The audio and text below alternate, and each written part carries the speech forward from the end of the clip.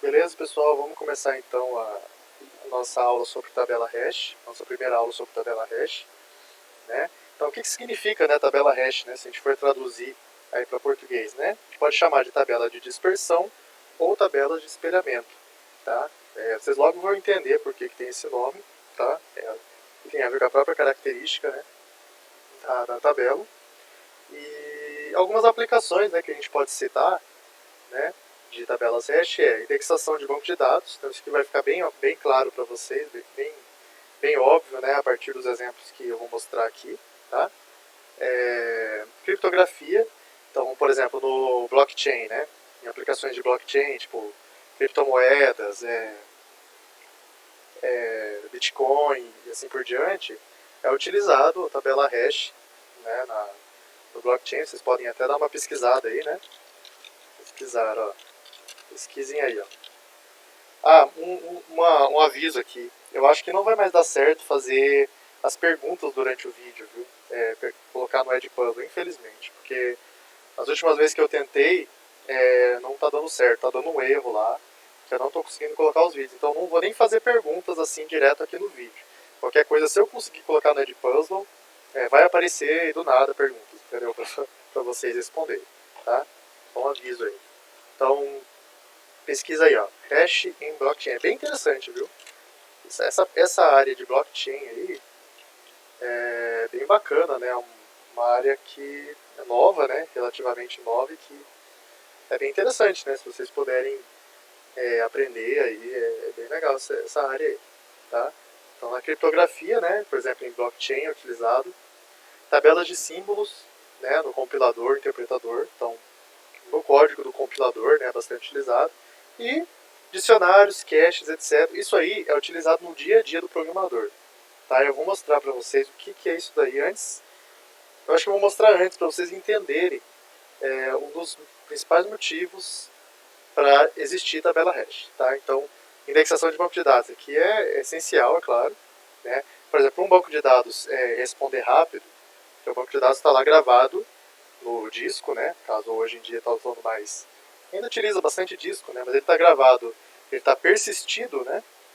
A gente fala assim, né? Os dados do banco de dados ele está persistido, ele está armazenado, né? De forma persistente. Por que persistente? Porque ele não está em memória principal, né? Os dados do banco de dados eles estão gravados na memória persistente. No caso seria a memória, o disco rígido, né? Ou um SSD, né? No caso hoje em dia, como está utilizando muito, enfim. Né? Então o banco de dados ele tem uma quantidade muito grande de dados. Tipo, vamos supor lá, 1 milhão de entradas numa tabela. Você pode ter 1 milhão de entradas numa tabela. E você não tem como carregar toda essa tabela para a memória, entendeu? Porque você vai encher a memória, para a memória principal, para a memória RAM. Porque senão você vai encher a memória RAM. Tá? Então, a indexação ajuda a você encontrar qual elemento, né, você quer acessar do banco de dados que está persistido, entendeu? De forma preguiçosa, como a gente fala. Essa é a forma preguiçosa, porque você não carrega tudo, os dados. Você carrega só os que você vai precisando, certo? E é muito mais eficiente dessa forma. Tá? Então utiliza hash bastante aí nessa questão de dados, tá? De acesso a dados, enfim. Mas eu vou mostrar aqui para vocês, isso aqui que é uma coisa mais prática, dicionários. Tá? Eu acho que, não sei se vocês viram, talvez não tenham visto, que infelizmente alguns currículos, alguns planos de aula, né, currículos de... Quando eu falo currículo é o conteúdo. Tá? Alguns conteúdos de disciplina de algoritmos, alguns professores não introduzem essa questão que também é chamada de mapeamento associativo. Tá? Então vou dar uma pequena introdução aqui a dicionários, para vocês entenderem. Dicionários. Tá? Antes da gente entrar em tabela hash, na implementação em si da tabela hash. Então, por exemplo, em Python existe uma estrutura chamada dicionário. Tá? Vou colocar aqui. Então, aqui eu vou falar sobre dicionários, que também são chamados de mapas associativos. Tá? Mapas associativos. Vocês já vão entender qual que é a ideia aí. Qual que é a estrutura disso daí? É a seguinte, é uma estrutura de chave-valor, também é chamada de mapa chave-valor. Vou colocar aqui. Mapas, chave, valor. É uma estrutura de chave e valor, ou seja, quando você tem, eu vou começar explicando assim, ó, quando você tem um vetor, né, ó, quando você tem um vetor, um array, né, você tem o seguinte, você tem a seguinte, o vetor, ele, de certa forma, ele é um dicionário, só que, olha só, o vetor ele é um dicionário, só que olha só, ele é sempre mapeado pelo índice numérico, certo? Então, quando você cria um vetor, por exemplo, um vetor de 10 caracteres, um vetor de 10 valores, né? Como é que vai ser? Ele vai ter essa estrutura aqui, não vai? Vamos supor lá que seja, vamos supor que seja de uma lista de compras, né? Vou lá no mercado, ó, vou comprar arroz, feijão, né? Macarrão e assim por diante, né? Até o último, né? Que seria o 9, carne. Tá? Então vamos supor que eu preencha esse vetor. Então beleza, um vetor ele não é uma estrutura assim. Vocês percebem que é uma estrutura assim? Vamos criar essa lista aqui embaixo. Ó. Né? É lista de compras. Vou chamar ele de lista de compras. Aqui, ó, lista de compras. Também em cima. Só pra gente. Vamos supor que a nossa lista de compras então vai ser o quê? Eu quero criar um vetor com um número específico de entradas, tá? Então um vetor estático, um array, igual vocês aprenderam em algoritmos. Como é que eu faço isso em Python? Eu faço assim, ó. Simples assim, tá? Então eu criei um vetor com todos os dados preenchidos com o nome. Né? Vamos dar um print aqui para vocês verem. O nome é o nosso nulo, né? Nosso valor nulo. Ó, vou rodar esse aqui. Tá lá, ó, tá vendo? Olha aqui o nosso vetor, certo? Só que o que acontece? O nosso vetor, ele não é só uma sequência assim, ele tem um índice, não tem? Então aqui é a posição 0, aqui é a posição 1, aqui é a posição 2, assim por diante. Né? A gente pode fazer um print desse índice, né? Fazendo isso aqui, ó, range len, aqui no Python, né? Então vou pegar o tamanho da lista de compras, que é 10, né? Define o n aqui, né? Ó, n. Certo? Então estou criando, ó. O que eu estou fazendo? Fiz a mesma coisa, só coloquei o 10 aqui. Tá? Então, é uma lista de compras de no máximo 10 itens. Vamos supor que você quer fazer uma compra menor, né, sei lá. E aí você definiu que você quer fazer uma lista de compras de 10 itens. Tá? Então, o que eu vou imprimir aqui? Ó? A lista, primeiro a lista de índices e a lista, o que tem em cada item. Né? Vamos ver como é que vai ficar. Isso aqui é só para ilustrar, tá? Uma coisa que vocês já aprenderam. Opa, peraí. Fica no detalhezinho aqui que eu esqueço às vezes. Vocês já aprenderam, né? Em algoritmos, 1, 2, né? Enfim. Então você tem isso, não tem? Ó? Não ficou tão legal, né? Mas você tem que para cada caixinha aqui, né, do nosso vetor, para cada espaço, para cada posição, você tem um índice, tá vendo? Então 0, nome, 1, nome, 2, nome, tá tudo com nome. E aí você vai setando, né? Então vamos, por exemplo, colocar lá que a gente quer que no índice 0, né, lista de compras 0, eu vou ter o arroz, né? No lista de compras 1, eu vou ter o feijão. Difícil aqui, viu? Lista de compras. E aí você vai preenchendo, né? 3, 2. Você vai ter o macarrão. E assim por diante. Vou colocar o último, né? Igual a gente fez ali. Então a gente vai preenchendo, né? Vou colocar lá que no 9 eu vou ter a carne. O que acontece aqui, ó? Vamos ver. Vou dar um print de novo, ó. Vou colocar esse print aqui para baixo. Tá? Justamente para imprimir depois que já adicionou os valores. Olha lá. Certo? Tá aqui, ó. Então, olha lá. Na posição 0 eu tenho arroz, tá vendo? Na posição 1 eu tenho feijão. Na posição 2 eu tenho macarrão. Na posição 9 eu tenho a carne. Tá? E aí os outros aqui ainda estão vazios, tá vendo? Então esse é o vetor que vocês conhecem. Então o que acontece? Tá vendo? Ele é um mapeamento. Só que ele é um mapeamento fixo. Então sempre a chave, né? Então se a gente pensar que isso aqui é uma chave e isso aqui é um valor, ó, né? Chave e valor. Se a gente pensar que é isso que está acontecendo, eu estou mapeando um índice, né? Pode chamar de índice também aqui, né? Índice, para um valor, então isso daqui é um mapa.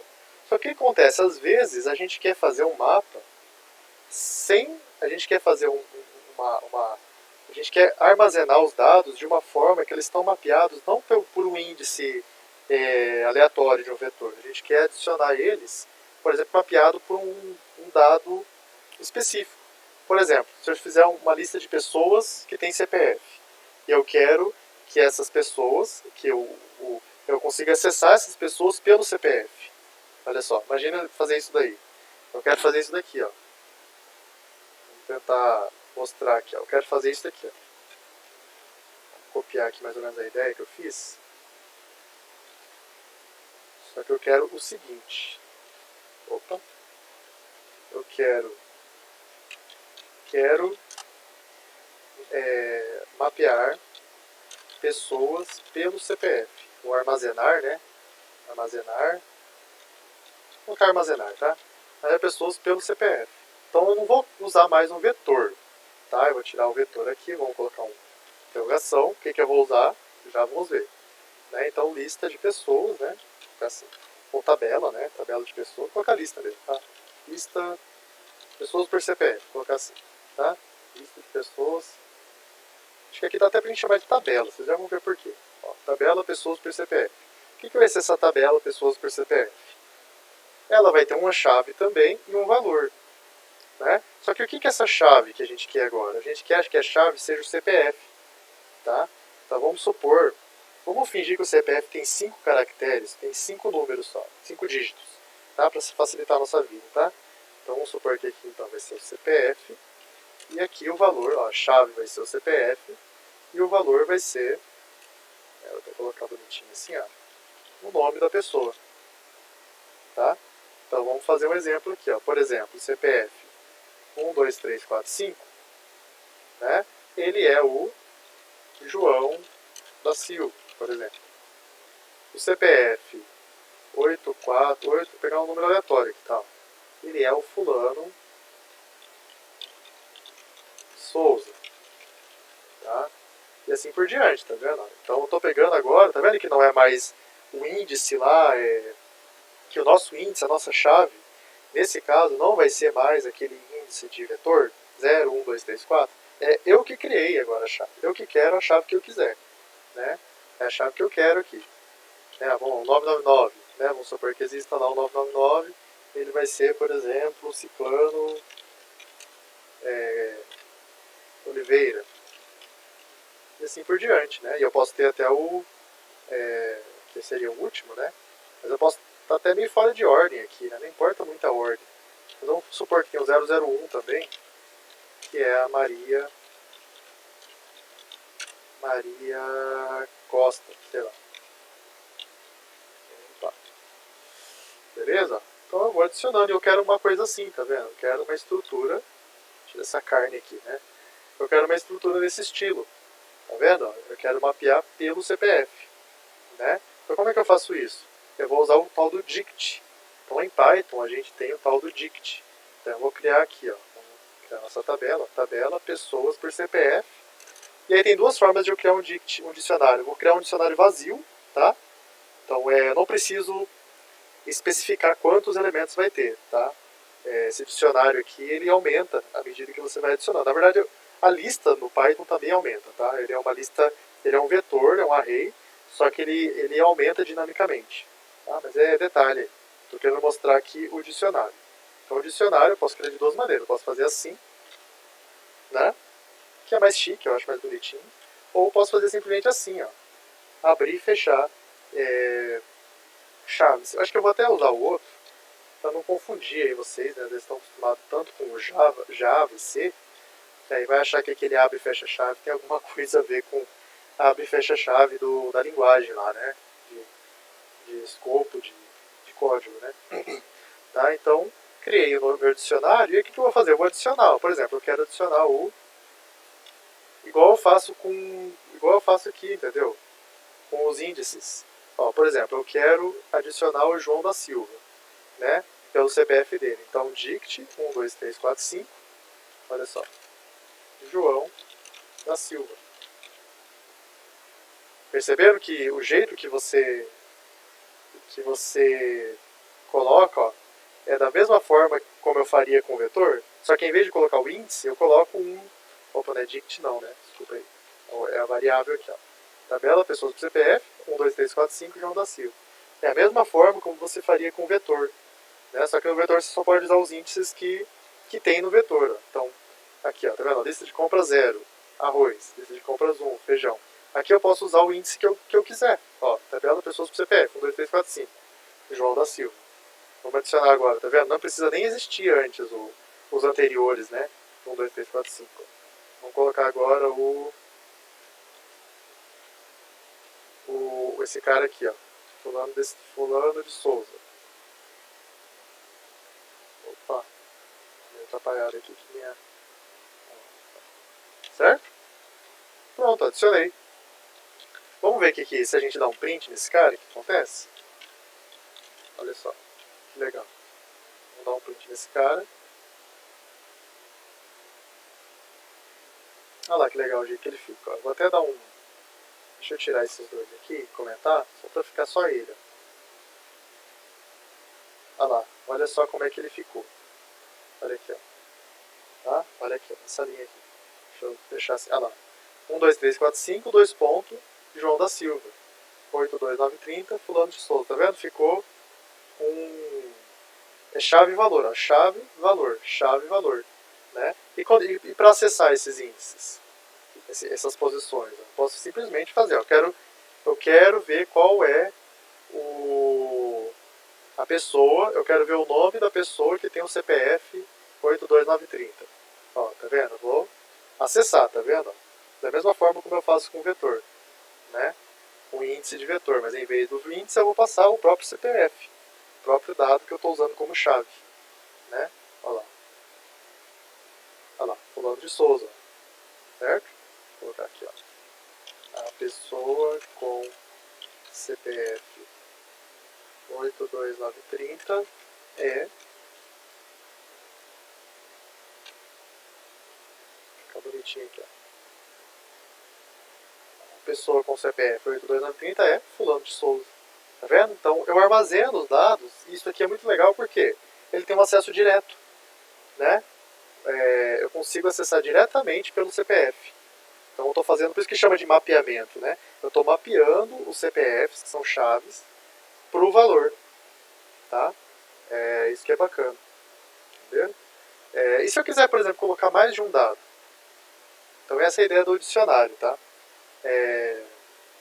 Vou falar um pouquinho mais do dicionário, já falei de outra coisa aqui. Essa é a ideia do dicionário.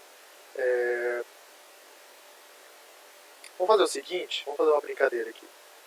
Vou adicionar, vou criar um novo cara aqui, vou limpar ele, tá? Vou limpar. E vou adicionar vários valores aleatórios de CPF, só pra gente ver ele grandão.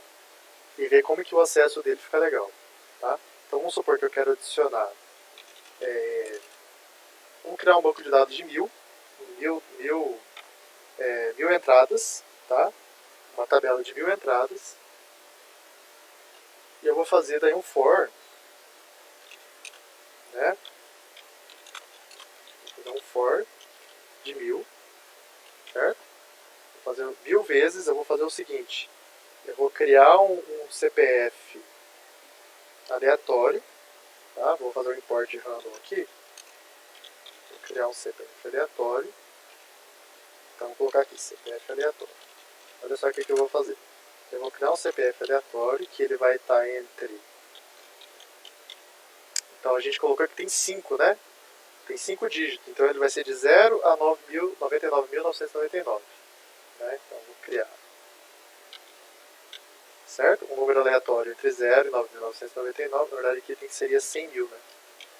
Que ele funciona... Lembra que o range aqui no Python, ele exclui o último, né? Então seria de 0 a 100.000, que na verdade é de 0 a 9.999. Que vai criar um número aleatório entre 0 e 99.999. Tá? Então vou criar um CPF aleatório e vou fazer uma inserção lá, ó, né? Usando esse CPF aleatório, olha só. Vou pegar a tabela pessoas por CPF, que é o nosso dicionário, né? Por isso que chama dicionário, né? Porque o dicionário, ele pensa no dicionário, como é que ele é? Ele é uma lista de termos, né? que cada termo tem um valor na frente, ou seja, de explicação do que ele é. Né? Então, você abrir um dicionário, você vai entender como é que funciona isso daqui. Tá? Ou uma lista telefônica também, né? Que você tem lá o endereço e aí você tem o telefone. O endereço não, né? O nome da pessoa e o telefone. Faz tanto tempo que eu não tenho lista telefônica, eu até esqueci como é que é uma lista telefônica, né? Mas o dicionário é uma boa, né? Para entender o que é. Então, ó, criar um CPF aleatório, eu vou inserir, ó. Né? Vou inserir o quê? Vou inserir um nome aleatório, né? Para fazer um nome aleatório agora fica meio... Teria que fazer... Tem que pegar uma base de nomes, né? Vou fazer assim, vou criar uma string aleatória, tá? Vai ficar feio, tá? Vai ficar feio, mas... Mas dá certo. Vou colocar aqui, nome aleatório. Vou fazer assim, vou pausar o vídeo aqui, vou pegar uma base de nomes pra gente fazer o nome aleatório, fica mais legal. Já descobri como fazer nomes aleatórios aqui, ó. Tem uma biblioteca em Python, tá? Eu poderia pegar nomes e fazer uma lista de nomes e tal, mas vamos usar o que tem aqui, ó. Tem uma biblioteca em Python que eu vou instalar aqui, tá vendo? Pip install names. O que eu fiz? Eu só pesquisei no Google, legal. Pesquisei aqui e achei, tá? São nomes em inglês, né? Mas não tem importância. O importante aqui é a gente ter o exemplo para vocês verem, tá? É instalar a biblioteca, olha como é fácil, né?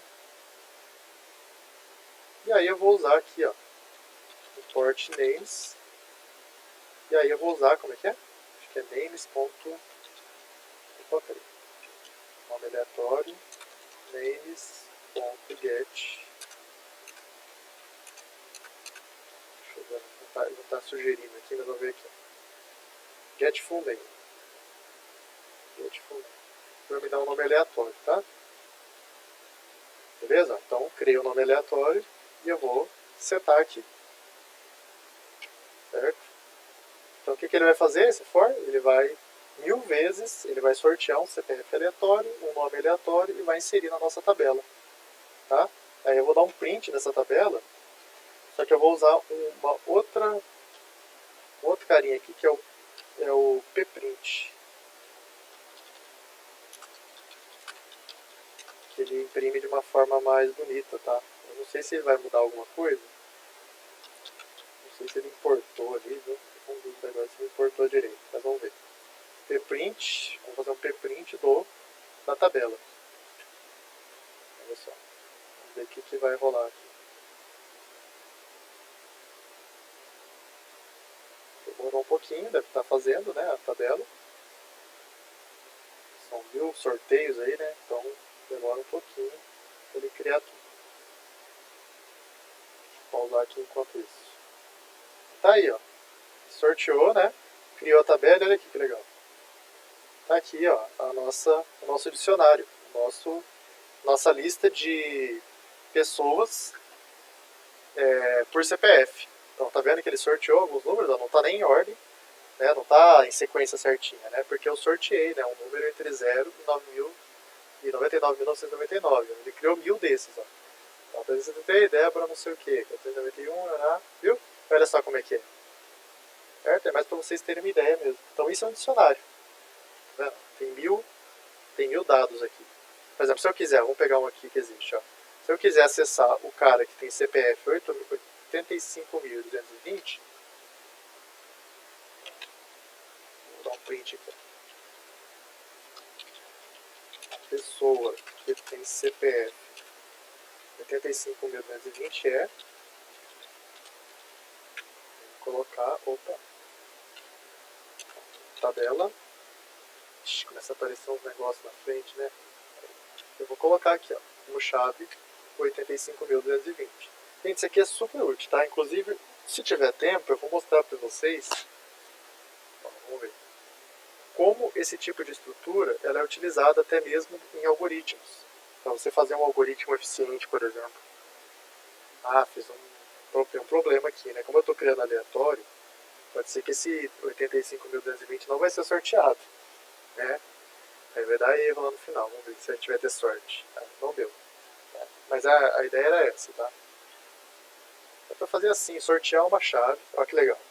Não é uma chave, não é um negócio chave-valor? Então, por exemplo, se eu quiser pegar as chaves, eu consigo acessar as chaves dessa forma aqui. Ó.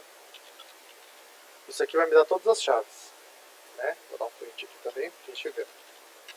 Acho que eu vou diminuir um pouco o 1000 aqui. Em vez de 1000, vou colocar 100 para ficar mais... Tá? Então, isso aqui vai me dar todas as chaves. Eu posso sortear uma chave dessas. Sei lá, CPF busca, né? Colocar assim, vai ser esse meu cara aqui. Eu vou sortear uma chave dessas. Como é que eu sorteio? Na verdade, eu vou pegar um número aleatório entre 0 e 100. Que eu sei que tem 100, né? Vou pegar um número aleatório entre 0 e 100. Tá. Eu acho que tem um método aqui no Handle que pega pra gente também, viu? Ixi, aumentei sem querer aqui. Ficou feio. Deixa eu ver se eu acho esse método. São os métodos aqui, ó. Choice. Eu acho que esse choice aqui é melhor, né? Choice. Então vou pegar esse choice, ele vai escolher um item. Olha lá, choose a random element. Vai lá. Escolha um elemento aleatório de uma sequência não vazia, tá? Ele mostra aqui, ó. Tá legal? Ele mostra o que é. Então vou passar a lista de chaves e ele vai me dar um CPF qualquer lá. Eu vou colocar ele aqui. Como é que é mesmo no Python? Agora tem um negócio de fazer... Ah, isso aqui. Olha que legal. Isso aqui você abre e fecha chaves dentro da string, né? E ele pega de uma variável. Tá vendo? É legal isso aqui. Então a pessoa que tem CPF busca vou colocar o CPF busca.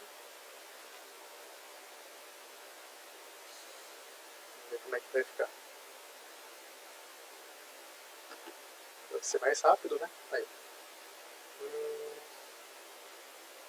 Eu acho que eu já sei o que é. Vou transformar isso aqui em lista primeiro, tá? Se não me engano é isso. Porque ele é um objeto, um iterador, na verdade. Aqui, ó. Aqui ele imprimiu, tá vendo? Ó, a lista de chaves. Ó. Ele fez o dicionário, tá vendo? Fez um dicionário pra mim. Aleatório, tá? É uma coisa aleatória aqui. Fez um dicionário aleatório, umas chaves ali, que são CPFs, né? Vou fingir que é CPF. E aqui a lista das chaves que foram geradas, ó, que são justamente essas chaves aqui. Tá? Eu usei o kiss, né? Eu usei esse método kiss. Olha aqui, ó. Né? E aí eu fiz uma busca aleatória, só que tem que transformar ele em lista antes de fazer. Por isso que deu errado. Vamos lá de novo.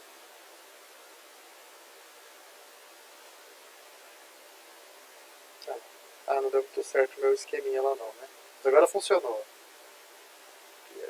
Tem alguma coisa aqui. Vou deixar assim, CPF. Deixa eu colocar aqui só pra ficar bonito, né? É que tem um jeito mais bonito, eu não lembro agora como que é que faz pra colocar assim no meio da string, sabe? Você tem que fazer isso aqui, ó. A pessoa que tem CPF e tal, aqui deu certo já, tá vendo? Esse aqui ele não mostrou o CPF. Vamos lá de novo. Eu acho que não deu certo.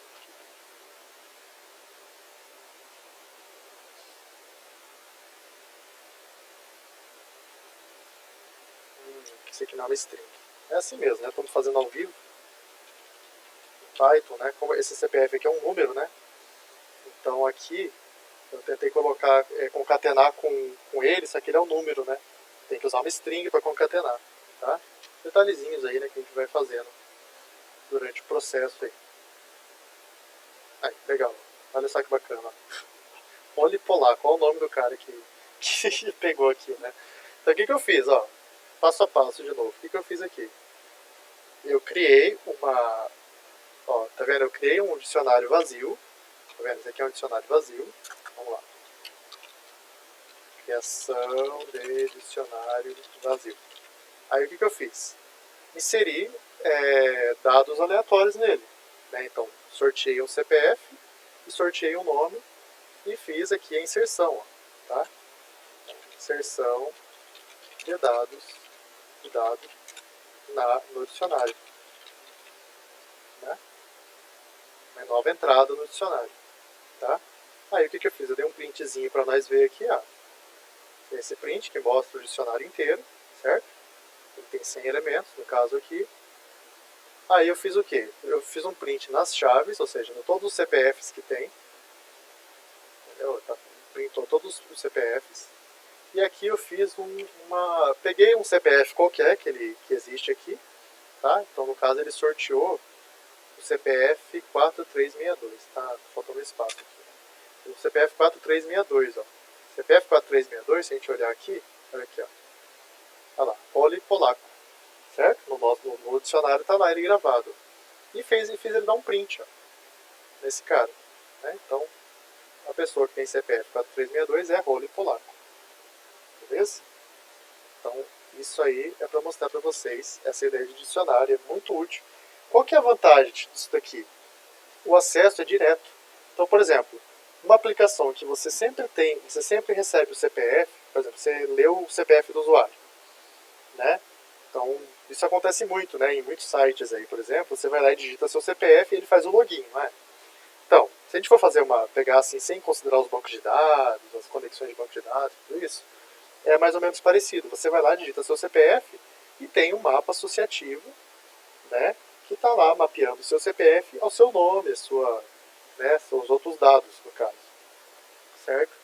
Então é muito, muito comum isso, né, de você querer ter um acesso rápido ao dado por uma chave específica. No caso aqui é o CPF. Né? Tá? E, por exemplo, não sei se vocês estão vendo em OO, a disciplina de programação orientada a objetos, eu acho que é agora que vocês estão vendo ou é na próxima? Não sei, não lembro agora. Mas na disciplina de OO, vocês talvez vão usar Java, tá? Que geralmente costumam usar. Só para mostrar em outras linguagens, tá? Então, toda linguagem moderna tem, tá? Inclusive no C, né? Você vai ter que achar uma biblioteca que implementa isso no C. Eu não tenho certeza qual biblioteca vai ter. Mas, por exemplo, no Java, existe o tal do HashMap. Só para mostrar aqui outras linguagens, né? Que é a mesma coisa. Ó. O HashMap, você tem a chave valor, então você define o tipo de dado da chave valor e vou ver se tem algum exemplo de uso aqui. Não tem, né? Achei que ia ter. Deixa eu colocar aqui, o Java HashMap, ó. Vou pegar um link desse qualquer. Esse aqui W3 Schools é legal, viu? Esse site aqui é bacana, tá? Para aprender assim, linguagens, né? Tem vários aqui já. W3 Schools. Ó, por exemplo, aqui, ó, ele criou uma variável aqui, que é um HashMap, tá vendo? Deixa eu dar um zoom aqui. Ó, ele criou uma variável HashMap, que é, o tipo é HashMap, string, ou seja, a chave é string e o valor é string. Que é as capitais. Não, é as capitais, eu acho que são capitais dos países. Né? Então ele vai mapear aqui, o que ele vai mapear, o que ele vai inserir nesse dicionário. Né? Ele vai inserir o país como chave e a capital como valor. Tá vendo? Então ele está mapeando, por isso que é chamado de map também. Ele está mapeando o país, a capital. Né? Vamos ver ó, como é que fica. Só mostrando em outra linguagem, tá? Você pode ver que o Java ele é bem mais cheio de letras, né? Mais coisa. Mas olha lá, é a mesma coisa. Olha lá, que legal. Ele criou o dicionário, ó, USA, Washington DC, Norway, Oslo, England, London, Germany, Berlim, entendeu? Ele mapeou o nome do país ao nome da capital daquele país. Então sempre que você tem, você já sabe, né? Sempre que você tem uma situação que você quer mapear um dado a outro, né, e a partir daquele dado você quer chegar no outro, né, então, por exemplo, a partir do país aqui eu quero chegar na capital. Então eu faço isso em tempo constante. É isso que a gente vai ver. Que a implementação do dicionário, do HashMap no Java, ele é feito utilizando tabela hash. Né, o próprio no Java até chama hash mesmo, né, HashMap. Um mapa baseado em hash. Né, então ele utiliza o que a gente vai ver agora nas aulas seguintes, que é a tabela hash. Tá? E o que acontece? O que é interessante na tabela hash? Olha só, isso aqui é top. O que é interessante da tabela hash? Inserção. Lembra lá? Como que era a inserção no vetor? No pior caso era O de N, não era? Aqui, a inserção sempre vai ser O de 1. Olha só que bacana. Inserção é O de 1. para começar, né? Para inserir é constante, porque ele só vai lá na posição que precisa. Claro que tem algumas coisinhas a mais. Mas, basicamente, ele não precisa percorrer o vetor ou fazer alguma coisa desse tipo. Ele não precisa percorrer o dicionário. Ele faz um esqueminha de indexação, né? Que é calcular o hash desse cara aqui e inserir direto. Tá? É isso que a gente vai ver como funciona aqui na tabela hash. Tá? Aqui, isso aqui já é uma solução pronta. Tá? O dict, ele já utiliza a tabela hash por trás, na implementação dele. O hash map também do Java. O que acontece? Eles são estruturas prontas que usam a tabela hash. Entendeu? Usam uma tabela hash ali na implementação deles. Tá? Mas o que acontece aqui? A forma como é feito isso com a tabela hash, que a gente vai ver como funciona, ele é constante na inserção. Tá? Então aqui a gente está inserindo, né? Isso aqui é constante, tem tempo constante. O de 1. Ele vai levar algumas operações, só que é um número fixo de operações, por isso que chama constante. Tá? E a busca, hein? E a busca? Então aqui, por exemplo, a gente fez uma busca, não fez? Ó? Não é nem uma busca direita, é mais um acesso, né? O acesso, né? Vou colocar assim, ou busca. Então, a busca ou o acesso a um dado. Então, eu quero pegar o cara com CPF 82930. Quanto que custa isso daqui? Pode 1. Ele é como se fosse um acesso direto. Um acesso aleatório, né? Que a gente fala, um acesso direto. É igual no vetor, por exemplo. Quando você vai fazer quando você sabe qual é o índice que está um item no vetor, por exemplo aqui, né? Se a gente for pegar o lista de compras e acessar o 2, ele vai direto no 2. Né? Ele é constante o acesso dele. Acho que eu falei isso numa aula passada. O acesso a um índice no vetor é constante. Eu não preciso percorrer a lista para achar. Eu vou direto no valor, eu vou direto na posição que ele está na memória, entendeu? Então, na memória eu tenho lá, é uma coisa sequencial, né? Então, na memória eu tenho os endereços de memória. Então, o que o compilador, o interpretador faz? Ele pega o seu índice, que seria tipo um offset, né? É um termo que é chamado, né? Pega o seu índice e soma lá no endereço de memória do início da lista. Certo? Então, por exemplo, sua lista começa no endereço 32456. Então, se eu quero acessar o índice 3. Então, ele vai pegar 32456 mais 3. Né? Tipo, como é que funciona? Acesso. Vou colocar aqui uma observação, né? Isso aqui vocês já viram, né? Mas é só para revisar. Como é que funciona o acesso direto a uma posição no vetor? Como é que funciona? Por exemplo, se o vetor, vamos supor que o lista de compras, ele está na posição de memória 3, 2, 4, 5, 6, como eu falei para você. Faz de conta que isso aqui é a posição de memória. Posição. Endereço de memória, né? Endereço de memória, certo? Então, tudo que a gente define, ele vai parar no endereço de memória. A gente não, quando está programando, isso não interessa para a gente, porque esse endereço vai ser alocado pelo compilador, pelo interpretador, na hora da execução. Né? Na verdade, não pelo compilador. No caso de linguagem compilada, vai ser o próprio código, né, binário que ele gera, ele vai fazer essa alocação. E no caso de interpretador, é o interpretador. No caso do Python, tem o interpretador, né, que faz isso. Então ele vai alocar um endereço de memória, que é esse cara aqui. Tá?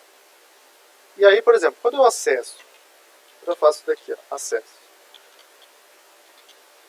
Deixa eu colocar aqui, acesso. Quando eu faço um acesso, por exemplo, lista de compras 2, vamos supor. Vou pegar pode ser o 2. O que vai acontecer? Em que endereço de memória ele vai? Ele vai pegar esse cara aqui mais 2, certo? Que é o endereço 32458. Não é isso que acontece? Tá? Então é assim que funciona. Então ele vai direto naquela posição, entendeu? Aí pronto, pegou o 2. Tá? O acesso é O de 1.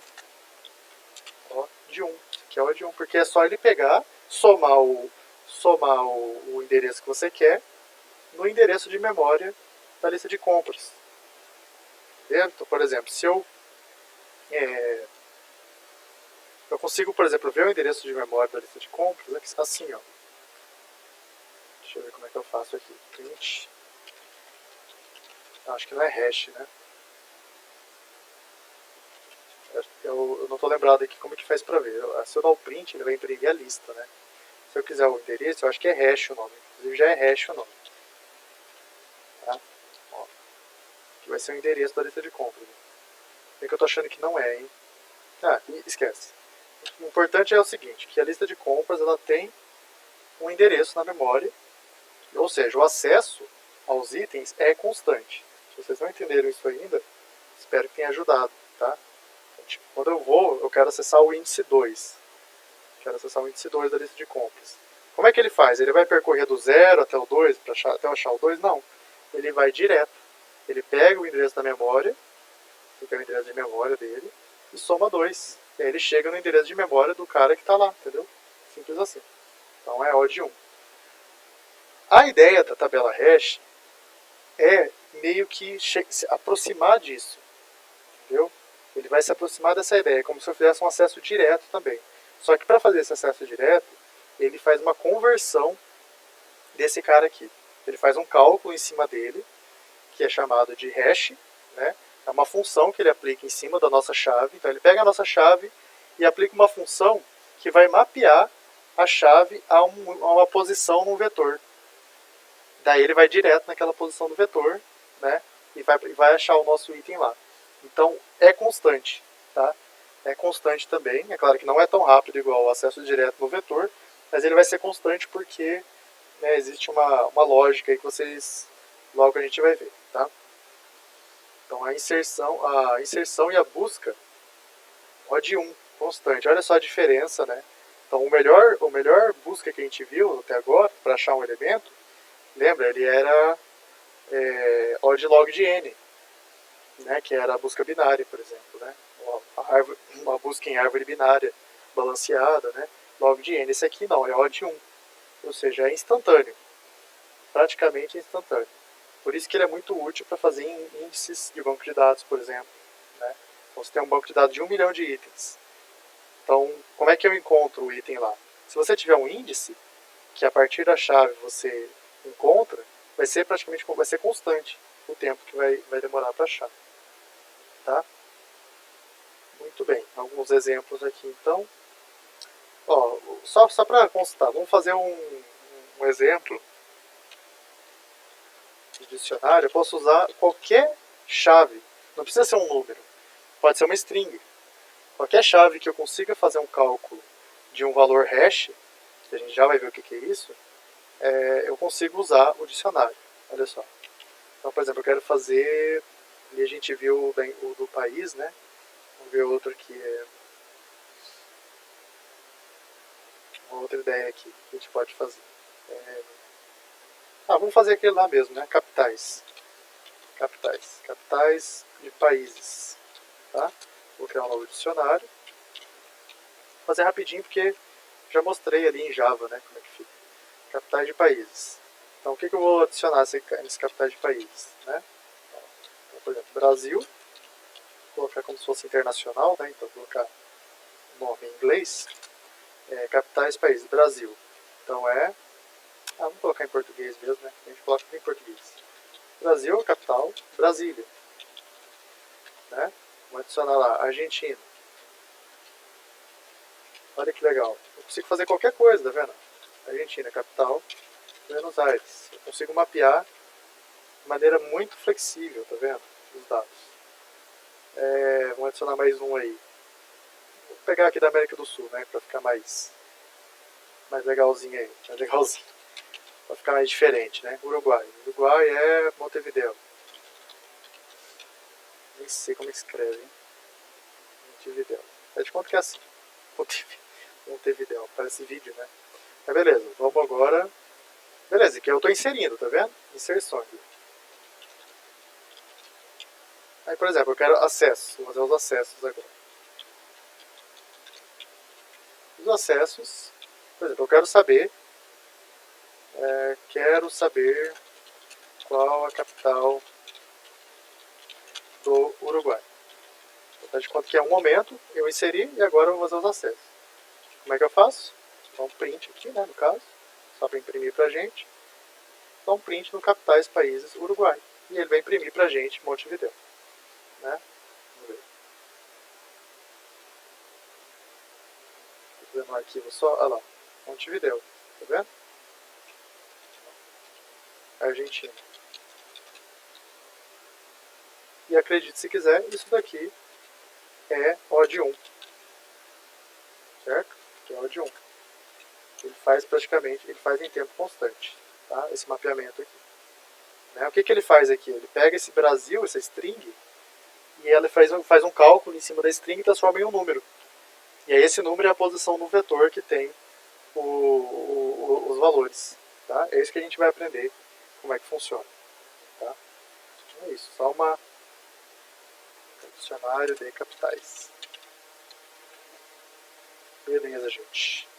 Então vamos começar. Essa aqui é só uma aplicação, para vocês entenderem. É uma coisa muito útil no dia a dia do programador.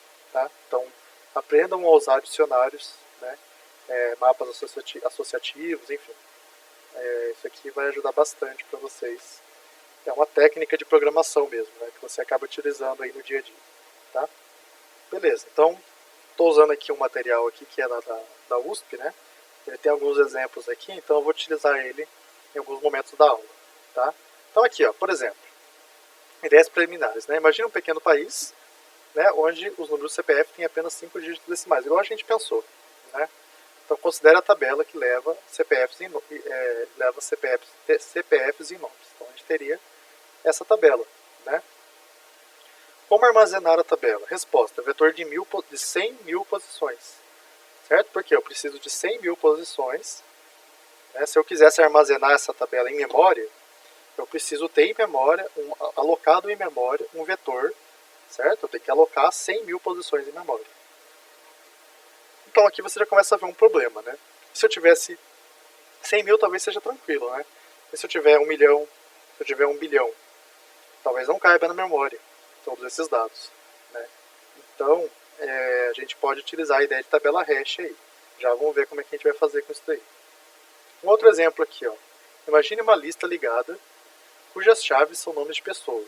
Suponha que a lista está em ordem alfabética. Então a gente tem uma lista que, olha aqui, é o contrário, tá vendo? Aqui a gente tem que a chave é o nome e o valor aqui, por exemplo, vamos supor que é o CPF. Um valor qualquer associado à pessoa. Né? A gente tem um valor aqui. Né? Por exemplo, então assim, a gente pode ter, como são nomes de pessoas, pode ser também, vamos supor que tenha 100 mil pessoas nessa lista. Né? Eu teria que alocar em memória, certo? Um espaço de 100 mil posições para inserir isso daqui, para utilizar isso daqui. Não é? O que eu posso fazer para agilizar? Olha só que ideia legal. Eu posso, para acelerar as buscas, então para acelerar a busca dentro desse vetor, eu posso dividir a lista em 26 pedaços. Como assim? Eu posso pegar a primeira letra, né?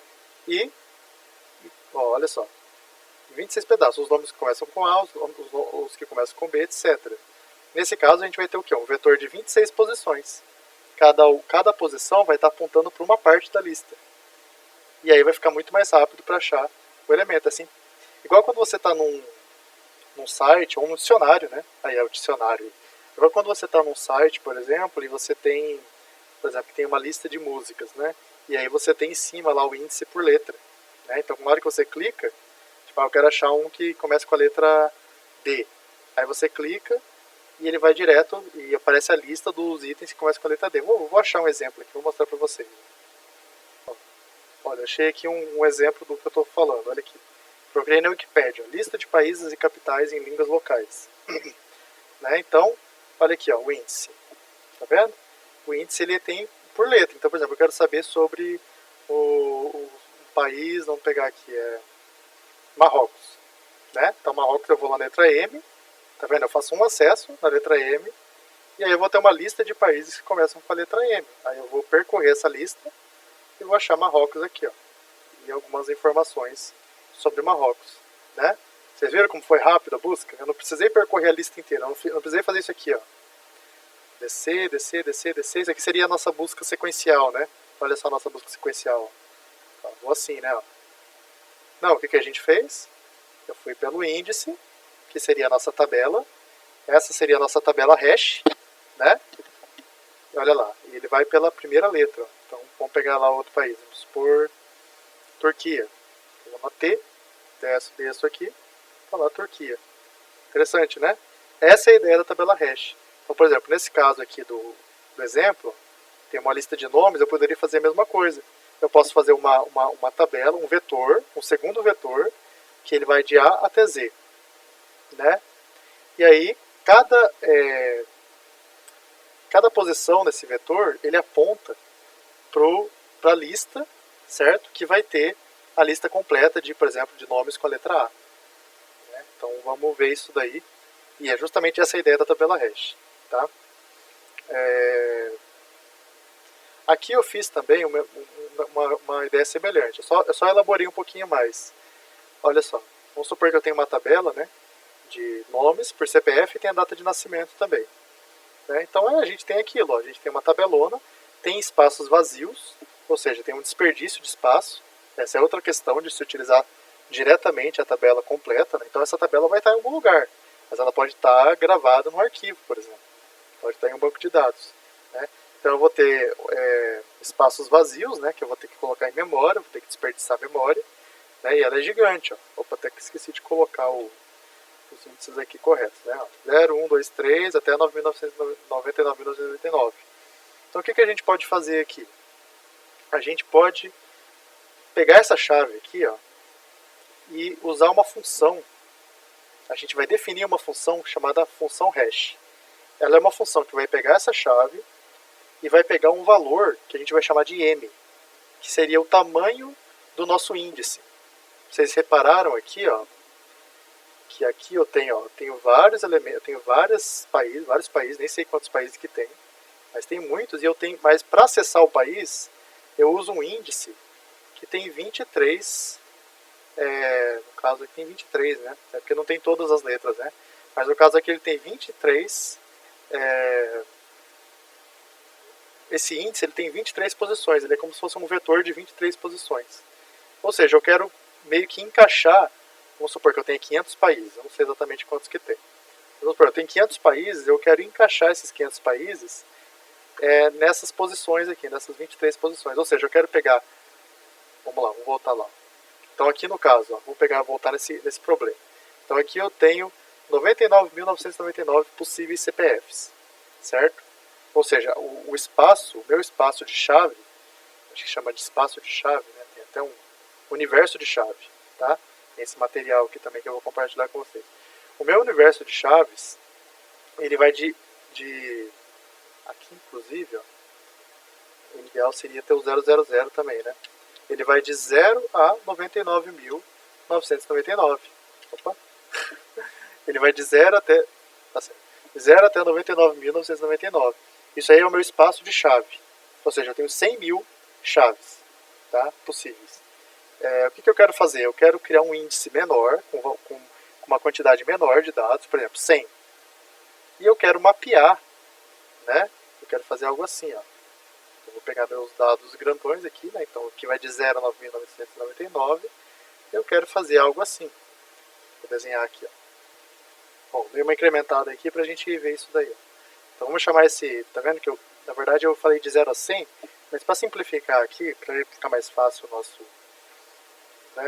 exemplo, para ficar mais simples, eu fiz de 0, só fazer o seguinte aqui. Eu fiz de 0 a 10, tá? Então vamos supor que eu vou ter um índice de 0 a 10, tá? Pode ser maior que isso, aqui é só para simplificar, só para ficar mais fácil de ver, né? Eu tenho um índice de 0 a 10, na verdade 10 fica meio esquisito, né? Tudo de 0 a 9. Tem um índice com 10, né? 10 elementos. E o que eu vou fazer? Eu vou mapear, de alguma forma, cada chave para um índice. Né? Então, para fazer isso, eu preciso de uma função hash. Tá? Então, a função hash mais comum, deixa eu jogar isso aqui para baixo, a função hash mais comum, então como é que é uma função hash? Deixa eu escrever aqui para vocês verem. Uma função hash, ela vai ter esse formato. Essa é uma função H. que vai receber o x, que vai ser a nossa chave, né, vai ser o que a gente vai utilizar aqui, né, x, e vai receber também um m, tá? E ela vai retornar para a gente um p, que seria a posição aqui, ó, né? A função hash mais comum, vou aumentar um pouquinho isso daqui, deixa eu aumentar isso aqui. A função hash mais comum, não é que é a mais comum, é a mais óbvia. É você fazer o quê? Fazer o resto da divisão, que é a nossa operação mod, certo? Vocês já vão entender por quê. Então eu faço o mod m. Tá? Que nas linguagens, geralmente também a gente utiliza, por exemplo, em Python, em C, essa operação é isso aqui, ó. Tá? Então o que é isso aqui? Então vamos imaginar, olha só, já vocês vão entender como é que funciona. Vamos supor que a gente vai usar essa função hash aqui, tá? Então a nossa função hash que a gente vai utilizar aqui, pode ser qualquer coisa essa função hash, entendeu? Eu já vou dar mais exemplos. Mas a função hash aqui, que a gente vai utilizar é essa, que é a mesma coisa que essa, tá? São só duas formas de escrever. Tá bom? Então a função hash ela tem esse formato.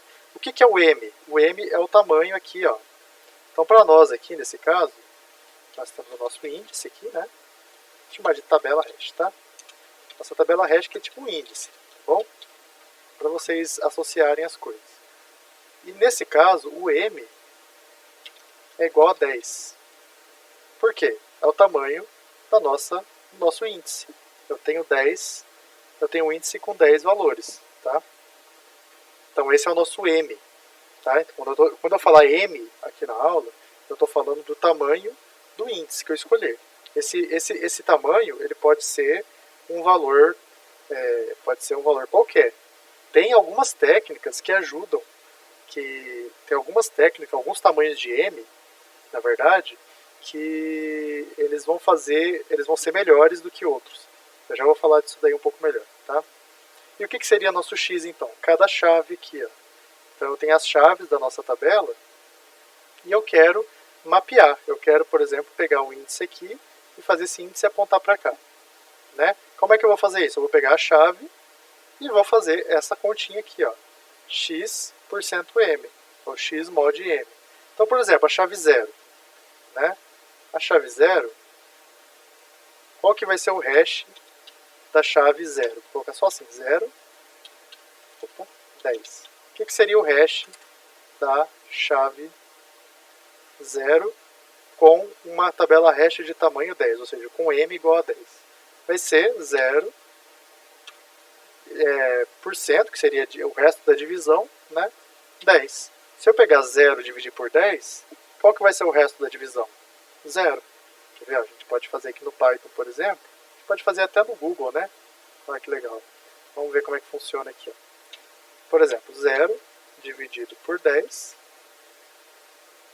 Olha lá, tá vendo? Olha lá, 0 módulo 10. Tá? Essa aqui é a operação de módulo, que é a mesma coisa que você dividir e pegar o resto.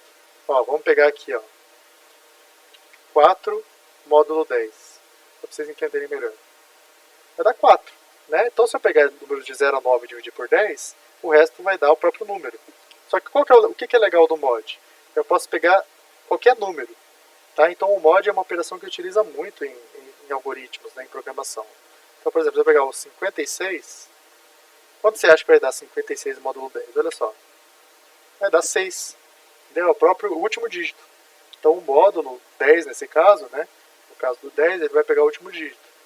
Tá? Ou seja, eu vou encaixando, ó, qualquer número dentro dos valores de 0 a 9. Né? Vamos voltar lá para ver. Então, no caso do 0, da chave 0, ele vai me dar aqui 0. Vai me dar 0. Ou seja, a tabela hash que vai a posição da tabela hash que vai apontar para essa entrada aqui vai ser o 0. Então eu tenho algo assim, ó. Eu tenho um mapeamento aqui, ó.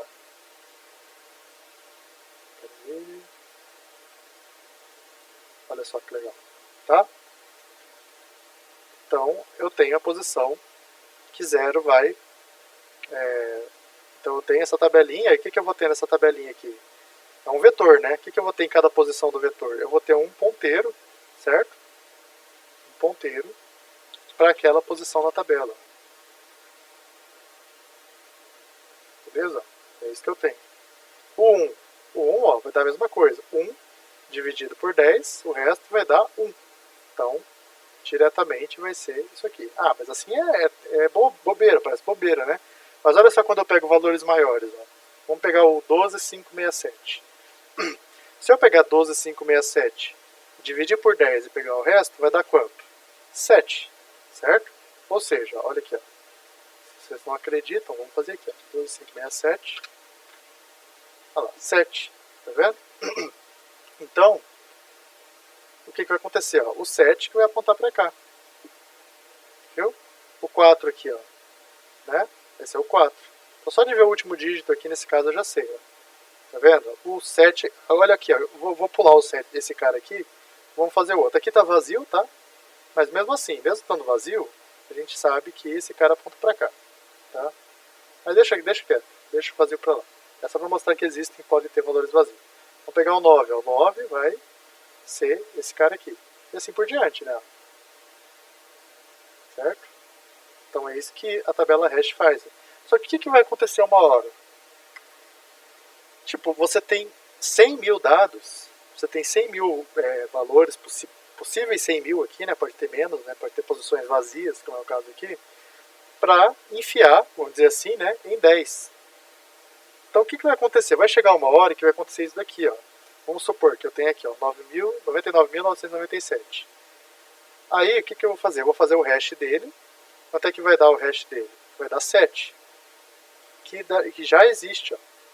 Quando eu faço o hash do 99.997, eu vou lá na tabela, inserir, e eu vejo que já existe um cara lá no lugar.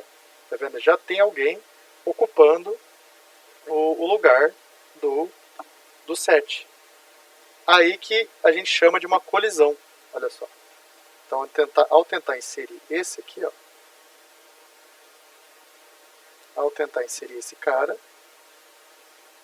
né, seria no 7, tá vendo aqui, ó, eu vou ter uma colisão. Vou deixar até sem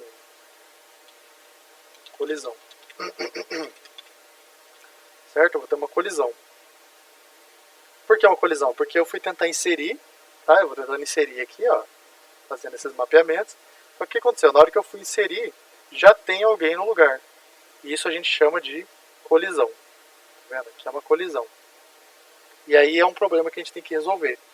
Tá? O que a gente vai fazer quando ocorre a colisão? Porque a gente quer inserir o cara. A gente não quer deixar ninguém de fora. Então o que a gente faz? Tá? Então já a gente vai ver algumas abordagens aí. Apenas algum comentário aqui, que é o seguinte. Essa função de hash ela é uma função matemática, certo? Mas ela é muito importante, porque ela vai definir, tanto ela quanto o tamanho de m, aqui, como eu falei para vocês, o valor de m. Porque ela vai definir isso daqui embaixo. Deixa eu pegar aqui. Então, olha só. O sucesso da tabela hash, ela está baseada nisso daqui. Ó. A gente deve escolher um valor de m e uma função de hash de modo a diminuir o número de colisões. Então, como vocês viram, a gente quer fazer o quê? A gente quer que tenha o mínimo de colisões possíveis. Tá? Porque quanto menos colisões tiverem, mais bem uniforme vai estar a tabela. Tá? Já vou mostrar como que é isso daí. Tá? Mas tipo, imagina, cada vez que você tem uma colisão, você vai ter que inserir 2 dados na mesma posição. Tá vendo que aqui, ó, eu vou ter que inserir o 7 já estava, né, ligado a esse aqui já estava no 7, e esse daqui agora eu vou inserir também. Então vai acontecer o seguinte, eu vou ter vários itens ligados ao mesmo valor no índice. Tá? E aí vai ficar cada vez mais lento para procurar, porque daí eu vou ter que ir e ainda percorrer essa listazinha que vai ter na frente. Já vou mostrar como é que isso aí fica. Tá? Então tem maneiras de diminuir isso daqui. Eu não vou entrar tanto em detalhes, tá? Mas ali no material tem sobre isso daí, porque é uma coisa assim mais... São truques matemáticos, né? já existe, está bem estabelecido, né, o que você pode fazer, o que você não pode. Então a ideia é que existem escolhas, né, de tamanho M e função de hash que diminui o número de colisões, né? E você também tem que tentar espalhar bem as chaves. E a escolha disso aí também vai impactar nisso aqui, ó. Espalhar bem as chaves pelo intervalo, né? Então aqui, por exemplo, já está bem espalhado. Mas pode ser que você vai inserindo e sempre cai no mesmo índice, certo? Então tem que evitar isso. Tem que evitar de você inserir e cair no mesmo índice, tá? Beleza, então alguns detalhes aí antes de a gente encerrar a aula. Aí a gente continua na quarta, né? Então é isso, ó. Uma tabela de dispersão, portanto, né, é um vetor, né, tal que cada uma das suas posições armazena zero, uma ou mais chaves, tá, certo? Então, como vocês viram, né, pode ser que uma posição tem que ter mais de uma chave. Tá? A gente vai ver como é que funciona isso na quarta. Tá? Alguns parâmetros importantes, né? Então a gente tem o M, que é o número de posições na tabela de hash. Então aqui, por exemplo, a gente definiu M igual a 10. Né? Nesse caso aí, N, que é o número de chaves na tabela, aqui ele chama de tabela de símbolos, mas é a nossa tabela de dados. Tá? Então no caso aqui a gente tem essa tabela de dados que tem 100 mil chaves, certo? E a gente tem também o fator de carga, que é N dividido por M. Né? Ou seja, é a quantidade de chaves aqui dividido pela quantidade de índices. Né? Por que chama fator de carga? Porque é a carga de dados que, né, no máximo, né, vamos dizer assim, cada posição na tabela hash vai apontar. Então, por exemplo, se eu tenho 100 mil aqui e eu tenho 10 aqui, então eu vou ter que cada posição nesse índice pode ter até 10 mil, né, pode ter até 10 mil dados vinculados a ele. É só você pensar e você vai entender por quê. Por exemplo, aqui, ó, aqui o 3 está vinculado à posição 3 da tabela hash. Mas, por exemplo, se eu pegar o 1003, por exemplo, ou 10.003, qualquer número, qualquer chave que termine com 3, ele também vai estar vinculado ao 3. Né? Então vai ter mais ou menos 10 mil, né, chaves por índice. Tá? Então é bem ruinzinho, né, isso daqui. Isso aqui é mais para ilustrar mesmo. Tá? Mas esse seria o fator de carga. Tá? Então vamos lá. A função de espalhamento, né, ou função de hash, transforma cada chave em um índice da tabela de hash, como eu mostrei para vocês aqui. Ó. Então no caso do 0, né, a chave 0 é mapeada para a posição 0, o 12.567 para a posição 7, o 99.999 para a posição 9, certo? Então eu uso a função de hash, que é super simples, como vocês podem ver nesse caso aqui. Eu estou usando a operação de mod, né? Então é só eu dividir a chave pelo tamanho da lista aqui, ó, por 10 no caso, e pegar o resto. Tá? Nesse caso aqui. No exemplo dos CPFs, ó, a função de hashing associa um valor hash, que é o nosso valor de índice, né, entre 0 e menos 1 a cada chave. No exemplo dos CPFs, temos alfa, né, o fator de carga, menor que 1. Né, e a função de hashing é a identidade. Esse exemplo dos CPFs é esse daqui. Ó.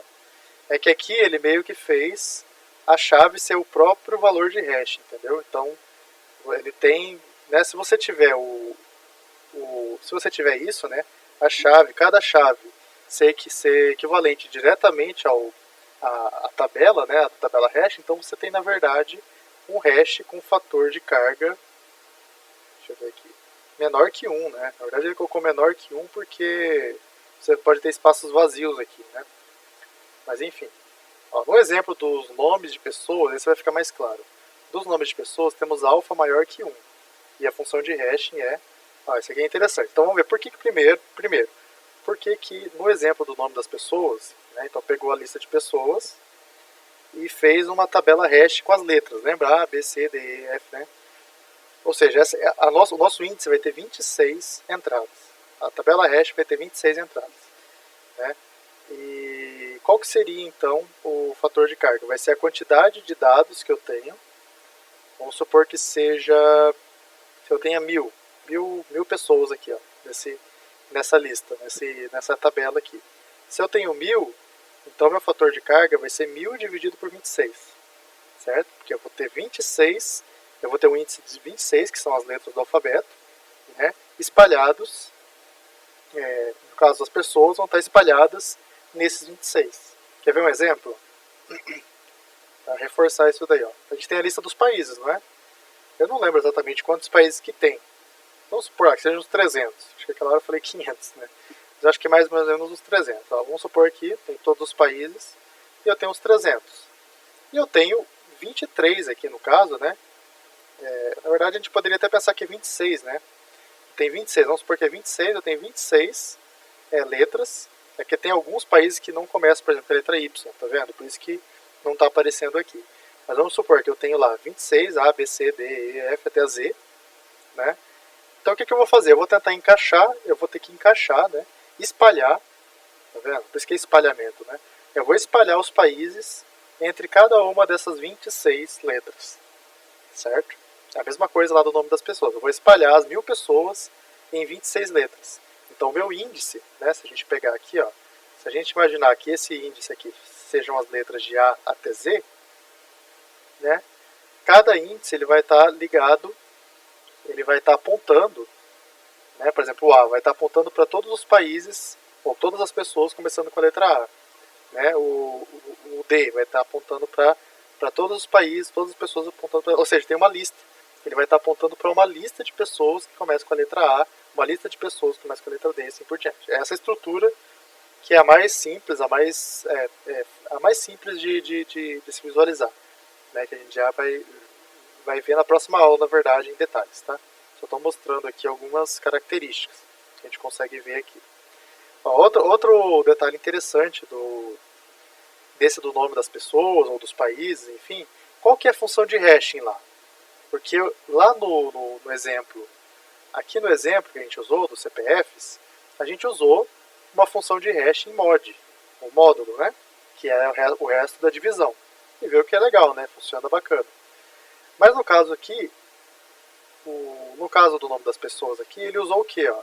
Ele usou a primeira letra, né? Então a função de hashing que ele utilizou é uma funçãozinha que pega, no caso aqui em Java, tá vendo? Ó, esse material aqui é em Java, né? Mas ele pegou o quê? A primeira letra do nome da pessoa. Então tem o nome das pessoas aqui, ó.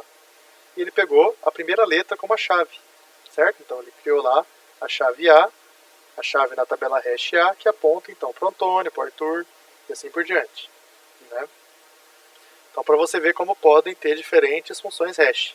O do módulo tal é só um exemplo, que é um exemplo mais fácil de ver, mais básico, né? Olha lá, a função de hashing produz uma colisão quando duas chaves diferentes têm o mesmo valor, que é aquilo que a gente viu. Olha lá. Aqui tem um exemplo, ó. Tem a chaves são letras aqui, né? A, B, C e D. Deixa eu aumentar um pouquinho. Opa, pulou tudo aqui. Ó, A, B, C e D. Aí, por exemplo, o hash do A deu 2. Tá? Vamos supor, aqui não está especificando qual que é a função, mas deu 2. E o hash do D deu 2. Tá vendo? Então o que vai acontecer? Ó? Na posição 2 da tabela hash, ela vai estar apontando, né? Aqui está como se estivesse dentro, mas na verdade é como se estivesse apontando. Ela vai apontar para os dois valores, para os dois dados A e D. Tá? Ó. Então ele pegou a chave aqui, A, B, C e D, calculou o hash. Tá vendo que o B foi para o 0, o B foi para o 0, o A e o D foram para o 2, teve uma colisão aqui, então juntou os dois ali, e o C foi para o 3. Tá? Então teve uma função que foi usada para calcular aqui. Mais um exemplo aqui, ó. Então prestem bem atenção nesses exemplos, tá? Para vocês entenderem. Ó. Nesse caso, por exemplo, chaves são números de identificação de estudantes da universidade, e M vale 100. Vamos supor então que eu tenho, seria tipo GRR, né? Vocês tem o GRR, né? Que é o número de identificação de vocês dentro da universidade. Vamos supor que isso aqui seja o GRR de vocês. Como que função hash eu poderia utilizar tendo M valendo 100? Ou seja, eu tenho um índice, vamos pensar que é um índice nessa tabela hash, com 100 entradas, né? O que eu poderia fazer? Ó? Uma possível função de hashing seria pegar os dois primeiros dígitos da chave. né? Porque se eu não tenho 100, eu não tenho 100. Então, se eu pegar os dois primeiros dígitos, os dois primeiros dígitos vão estar entre 0 e 99. Entendeu? Então, por exemplo, aqui, ó, 85, 72. Aqui aparece 85 de novo, tá vendo? Aqui aparece 80, né? Qual que é o problema de fazer isso? Como a gente percebe, tem muitos que começam com 85. Então não é o ideal, não está espalhando tão bem. Se a gente faz uma função de hash que muitos dos dados caem no mesmo índice, né? Então, por exemplo, se eu usar essa questão dos dois dígitos, os dois primeiros dígitos, né? Ó, os dois primeiros dígitos, vai cair muito no 85. Tá vendo que tem um monte de 85 aqui? Então essa não é uma boa função de hash, porque vai juntar, vai ter muita colisão. Na hora que eu for fazer a tabela hash disso daqui, muitos vão cair na mesma, tá vendo? Esses caras aqui já vão cair no mesmo índice, o que não é o ideal. Ou seja, vai ocorrer muitas colisões e não vai espalhar bem os dados pela tabela, entendeu? Outra possibilidade, dois dígitos do meio. Posso pegar os dois dígitos do meio, sei lá, pegar o terceiro e o quarto, por exemplo. Né? Qual dessas espalha melhor as chaves? Aí tem os dois últimos também, né? Então, olhando para cá, ó, uma pergunta aí para vocês responderem. Qual dessas espalha melhor as chaves pelo intervalo de 0 a 99? Olha aqui, ó. Como eu já mostrei, a primeira, que é os dois primeiros dígitos, não espalha bem, né? Ó, porque o 85 repete muito ali. Ó. E os do meio? Vamos pegar aqui o terceiro e o quarto. Ó. 36, olha aqui, ó. 36, 36, 36. Ó, o 36, quantas vezes ele aparece? Então não é tão boa também, né? E aí vamos pegar as duas últimas, ó. 52, 29, 39, 02. Pode ver que esse daqui não repete tanto. Na verdade, nesses exemplos aqui não repete nenhuma vez. Ou seja, olhando assim, dá a impressão de que se eu pegar os dois últimos dígitos, vai ser uma melhor função de hash. Isso aqui é bem interessante, que acontece muito, né? Por exemplo, a GRR, se eu não me engano, ela começa com o ano que você entrou, não é? Confirme aí se é, acho que é, né? Então, por exemplo, você entrou agora em 2021, a sua GRR vai ser 2021 e um código na frente, um número, né, uma chave, provavelmente uma chave gerada sequencialmente, né? Então, quer dizer, os novos que vão entrando sempre vai ter a chave maior do que os anteriores, né? Enfim. Então, o que acontece? Não compensa nem um pouco você usar os primeiros dígitos para fazer essa tabela hash. Você tem que pegar os dígitos que variam mais. Se você pegar os dois últimos, provavelmente você vai ter uma variação maior. Porque se ele aumenta sequencialmente, então, por exemplo, o cara que é 2021, vamos supor, 20, 80, 15. Tá? Vamos supor que é 2021, 20, 80, 15. O próximo cara que vai matricular na universidade vai ser o 2021, 20, 80, 16. Aí o próximo vai ser 2021, 20, 80, 17, assim por diante.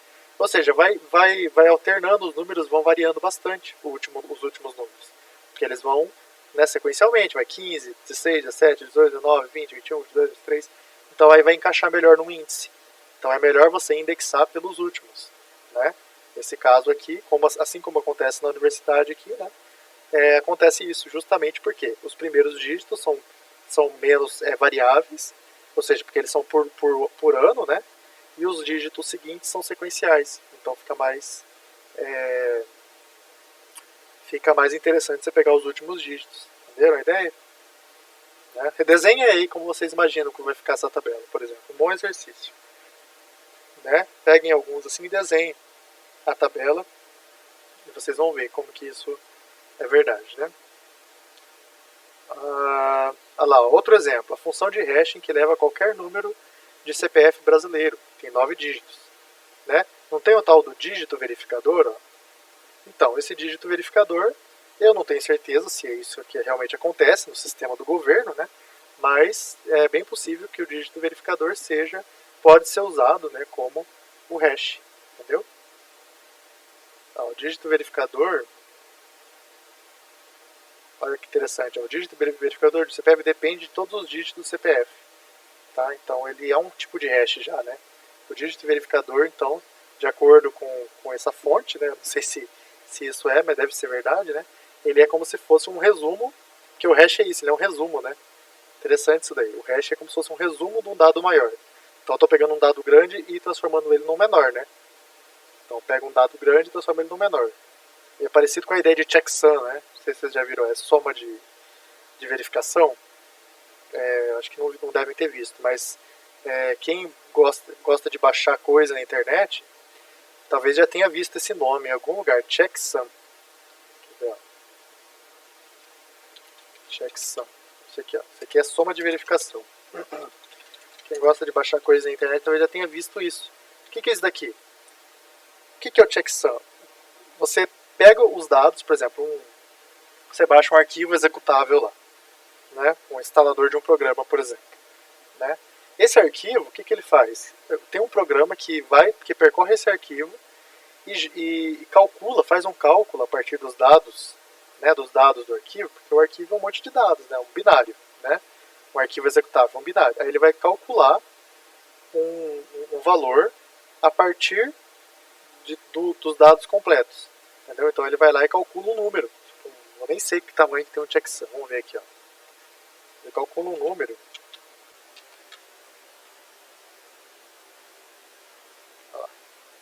Ele calcula um valor que ele é um hash, na verdade é uma função hash.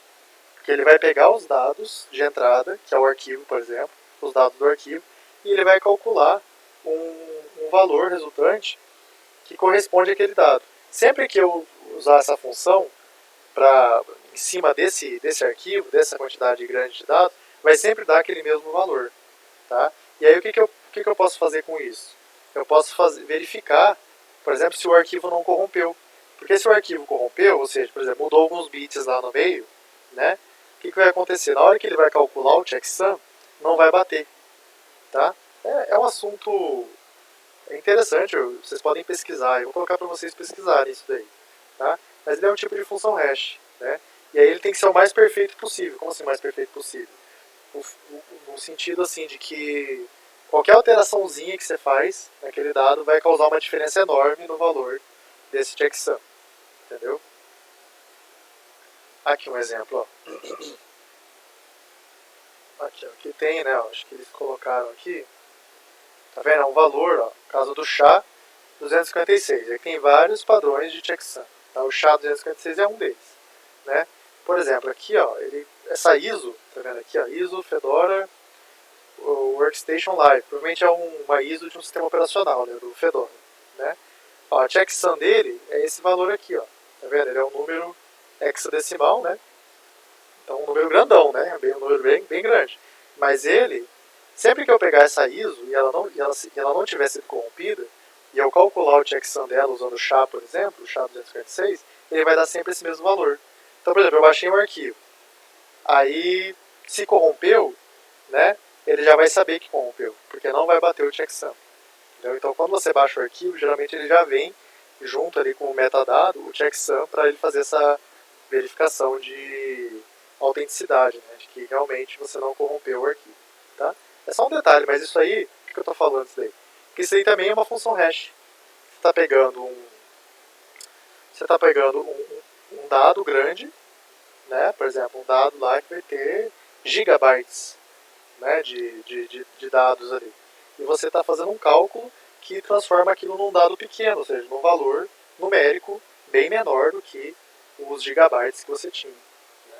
Então você pode usar isso para indexar, pode usar isso para... Pode usar isso para indexar, pode usar isso para fazer essa soma de verificação, enfim. Né? Estou me alongando um pouco aqui, né? Já vou terminar, gente. Só terminar essa parte introdutória aqui que a gente continua na quarta, tá?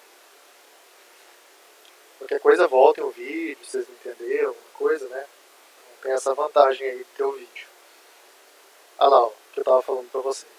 Ideal, a função de hashing deveria usar todos os dígitos da chave. Tá vendo? Então tem uma chave com 100 dígitos. Vamos supor, né? É exagerado, mas vamos supor que é uma string, né? Pode ser um texto, né? Um nome de uma pessoa, né? O nome de uma pessoa tem nomes que vão até 50 letras, né? Até mais. Então vamos supor que você vai fazer a chave a partir do nome das pessoas, né? Então vamos supor que tenha no máximo 100 letras o nome de uma pessoa, né? Então ele vai ter que... Qual que é a ideia? A ideia é você usar todos os caracteres, todas as letras, fazer um cálculo em cima deles, né? De modo que, ó, chaves ligeiramente diferentes serão levadas em números muito diferentes. Então, por exemplo, eu tenho... Vamos pegar um nome grande aqui, vamos pesquisar aqui, ó. Maiores nomes. Vamos ver aqui. Tem uma pessoa com um nome de 161 palavras, nem letras, né?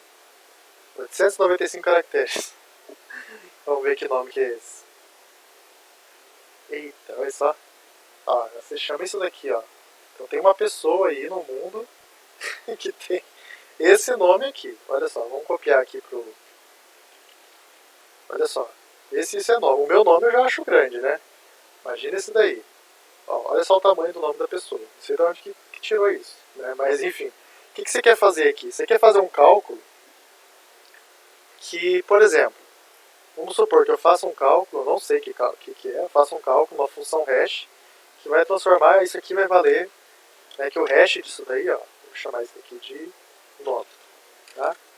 Que o hash desse nome, vou até tirar o, não vou nem colocar o m, tá? Vou deixar um hash meio genérico, vai ser, vamos supor lá, 1278, tá? É suposição. Aí você vai lá e, por um descuido, ou por um dado que foi informado errado, eu troco uma letrinha aqui, ó. Por exemplo, aqui o what, eu troco o A por O. Tá vendo? Eu fiz uma pequena modificação. O que vai acontecer? Quando eu calcular o hash disso daqui, vou chamar de nome, fazer assim, ó, nome. Sempre bom você manter, né? Criar um novo para fazer os testes, né? Nome 1 e nome 2. O nome 1 vai dar isso. Quando eu fizer o hash do nome 2, vai ser uma função. Eu não estou definindo essa função, tá? Estou supondo ela, estou imaginando. Vamos supor que ela dá lá, nada a ver, ó, tipo, algo assim, tá vendo? Não tem nada a ver com o hash anterior, certo? Então, para cada nome, se você fizer uma mínima modificação, ele vai dar um número totalmente diferente. Tá? Então, uma boa função de hash, ela vai fazer isso. É o caso, por exemplo, do chá. Né? Daquele chá que a gente viu ali, eu já até fichei, né? Que é usado ali para autenticidade e tal de dados, ele é bem eficiente nesse sentido. Tá? Ó, subproduto, ó, podemos usar o valor hash como checksum para verificar a integridade de um texto. Então você recebe um texto, você quer ver se ele foi modificado, você aplica o checksum e vê se dá o mesmo resultado. Né? Porque vai ser muito improvável, numa boa função de hash, que dê o mesmo resultado. Entendeu? Se eu mudar e dá a mesma coisa. Tá? Então essa que é a ideia. Então é aquilo que eu tinha falado. Né? Concluindo, né? Escolha M, isso aqui eu vou comentar melhor na quarta, e a função de hash de modo que devemos diminuir os números de colisões. Por exemplo, aqui, ó, escolhendo os 2 últimos dígitos, a gente diminui o número de colisões. Se a gente escolher os 2 primeiros, vai ter muitas colisões. Né? E que espalhe bem as chaves pelo intervalo. Ou seja, que as chaves sejam bem distribuídas, né, dentro do nosso índice. Né? Então aqui, por exemplo, ó, aqui é um exemplo que está bem pequenininho, né?